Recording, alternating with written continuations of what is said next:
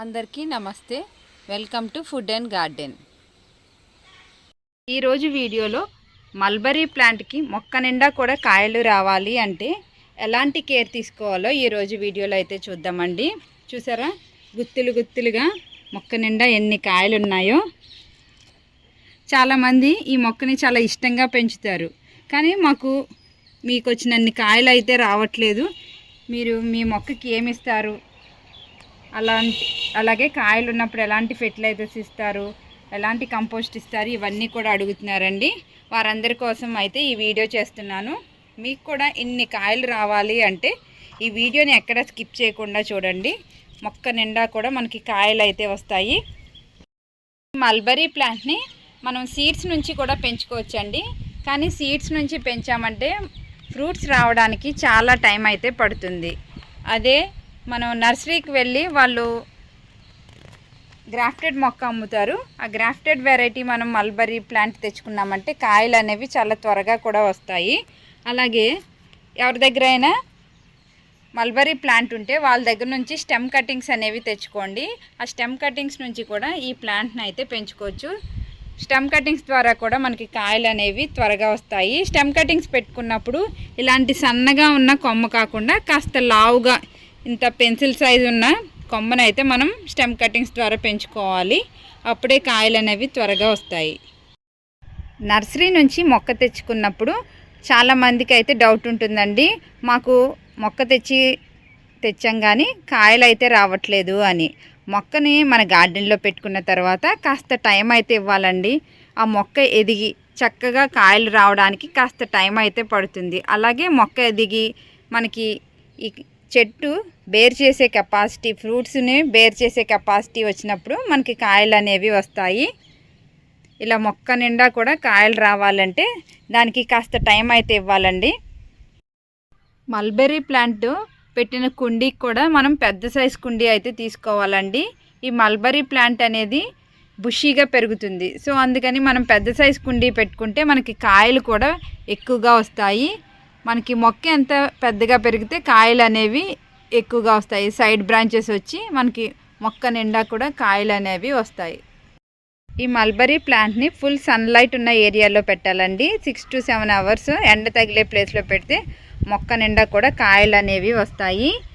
మనకి సమ్మర్ సీజన్లో ఎండ ఎక్కువగా ఉన్నప్పుడు షేడ్ నెట్ వేసుకోవాలి, షేడ్ నెట్లో పెట్టుకోవాలి, లేదంటే మొక్క వాడిపోతుంది. ఈ మొక్కకి వాటర్ అనేది రెగ్యులర్గా చేయాలండి.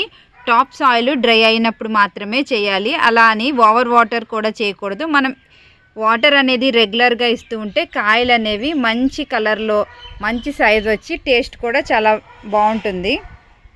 ఈ మల్బరీ మొక్కని మనం బాల్కనీస్లో కూడా పెంచుకోవచ్చండి. కాకపోతే కాస్త ఎండ తగిలే ప్లేస్లో పెట్టుకుంటే మనకి కాయలు అనేవి వస్తాయి. ఈ మల్బరీ ప్లాంట్కి ప్రూనింగ్ అనేది కంపల్సరీగా చేయాలండి.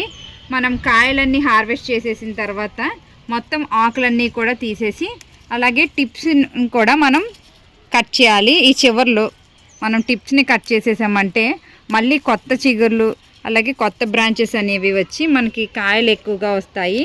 మొత్తం ఆకులన్నీ కూడా తీసేయాలి ఫ్రూటింగ్ అయిపోయిన తర్వాత. మల్బరీ ప్లాంట్కి మొక్క నిండా కూడా ఇలా కాయలు ఉన్నప్పుడు కంపోస్ట్ అనేది ఇవ్వాలండి. ఫస్ట్ అడుగున ఉన్న మొత్తం మట్టి అంతా కూడా గొల్ల చేసుకోవాలి. ఇలా గొల్ల చేసుకోవడం వల్ల రూట్స్ అనేవి చక్కగా డెవలప్ అవుతాయి. 15 డేస్కి ఒకసారి మనం కంపోస్ట్ అనేది కంపల్సరీ ఇవ్వాలండి. ఇది హెవీ ఫీడరు. మనం ఎంత కంపోస్ట్ ఇస్తూ ఉంటే పోషకాలు అనేవి ఈ మొక్కకి అంది మొక్క చక్కగా హెల్తీగా పెరుగుతుంది. అలాగే మొక్క నిండా కూడా కాయలు అనేవి వస్తాయి. మొత్తం మట్టి అంతా ఒకసారి కదిలించుకుని కంపోస్ట్ అనేది ఇవ్వాలి. ఇలా మనం కంపోస్ట్ ఇస్తూ ఉంటే మనకి మొక్క నిండా కూడా చక్కగా కాయలు అయితే వస్తాయి. ఇలా ఇచ్చిన తర్వాత ఇంత సమ్మర్లో కూడా చూసారా మనకి ఎన్ని కాయలు ఉన్నాయో. మొక్క నిండా కూడా సమ్మర్ వచ్చినప్పుడు మనం మల్చింగ్ అనేది తప్పకుండా చేసుకోవాలండి మొక్కకి, లేదంటే ఈ సాయిల్ అనేది డ్రై అయిపోయి మొక్క చనిపోతుంది. ఇలా మల్చింగ్ చేసుకోవడం వల్ల ఈ సాయిల్ అనేది చక్కగా మాయిశ్చర్గా ఉండి ఈ మొక్కకి ఎలాంటి హామ్ చేయదు, చక్కగా మొక్క ఎదుగుతుంది. ఇది మా కిచెన్ వేస్ట్ అండి. ఈ కిచెన్ వేస్ట్ కింద మనకి చక్కగా కంపోస్ట్ టీ అనేది వస్తుంది. ఇది కొంచెం ఒక మగ్గులో తీసుకుంటున్నాను.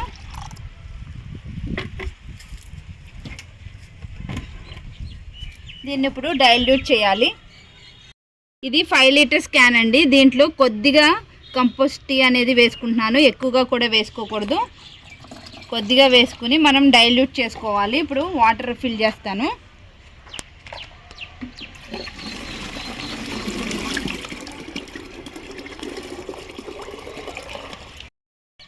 ఈ కంపోస్ట్ టీని మనం మొక్కకి ఎవ్రీ 15 డేస్కి ఒకసారి ఇవ్వాలండి. ఇలా ఇవ్వడం వల్ల మనకి మంచిగా మొక్క అనేది పెరుగుతుంది. మొక్క అంతా ఈ సాయిల్ అంతా కూడా తడిచేలాగా మనం వాటర్ అయితే చేయాలి. ఈ మల్బరీ ప్లాంట్ అనేది లో మెయింటెనెన్స్ ప్లాంట్ అండి. దీనికి ఎక్కువగా పెస్ట్ అనేది రాదు. పెస్ట్ ఒకవేళ వచ్చినా తెల్లగా మనకి వైట్ మిల్లీ బగ్స్ లాంటివి అయితే వస్తాయి. ఇక్కడ చూసారా, ఇలా వచ్చినప్పుడు మనం ఏం చేయాలి అంటే నీమ్ ఆయిల్ని స్ప్రే చేయాలండి. 5 ml నీమ్ ఆయిల్ తీసుకుని ఒక స్పూన్ విమ్ లిక్విడ్ యాడ్ చేసుకుని 2 లీటర్స్ వాటర్లో డైల్యూట్ చేసి మొక్క అంతా తడిచేలాగా స్ప్రే చేయాలి. 1 మంత్కి ఒకసారి మనం ఎలా స్ప్రే చేసామంటే మనకి పెస్ట్ అనేది పోతుంది. చూసారా ఎన్ని కాయలు ఉన్నాయో. అలాగే ఈ కాయలు ఫస్ట్ మనకి ఇలా గ్రీన్ కలర్లో అయితే వస్తుందండి. దీని పోత ఇలా గ్రీన్ కలర్లో స్టార్ట్ అయ్యి తర్వాత ఇలా రెడ్ కలర్లోకి వస్తుంది. ఈ రెడ్ కలర్లో ఉన్నవి మనకి పుల్లగా ఉంటాయండి. అలా కాకుండా ఇలా మంచిగా బ్లాక్ కలర్లో వచ్చినప్పుడు మనం హార్వెస్ట్ చేసుకోవచ్చు. ఇలా బ్లాక్ కలర్లో ఉన్నవి చాలా స్వీట్గా ఉంటాయి, చాలా టేస్టీగా ఉంటాయి.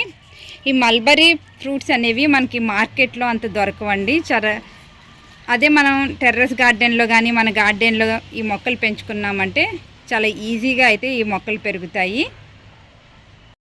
ఈ మల్బరీ ప్లాంట్కి ఇయర్ అంతా కూడా మనకి ఫ్రూట్స్ అనేవి వస్తాయండి. ఎవ్రీ 3 మంత్స్కి ఒకసారి మనం మొత్తం ఆకులన్నీ తీసేసి టిప్స్ అనేవి మనం ప్రూనింగ్ చేసుకుంటా ఉన్నామంటే చక్కగా మొక్క నిండా కూడా కాయలు అనేవి వస్తాయి. ఈ ఫ్రూట్స్ అనేవి చాలా టేస్టీగా ఉంటాయండి. ఈ మొక్క పెంచుకోవడం కూడా చాలా ఈజీ. ఈ ఫ్రూట్స్ని పిల్లలు పెద్దలు అందరూ చాలా ఇష్టంగా తింటారు. ఈ మొక్కను పెంచడం కూడా చాలా ఈజీ.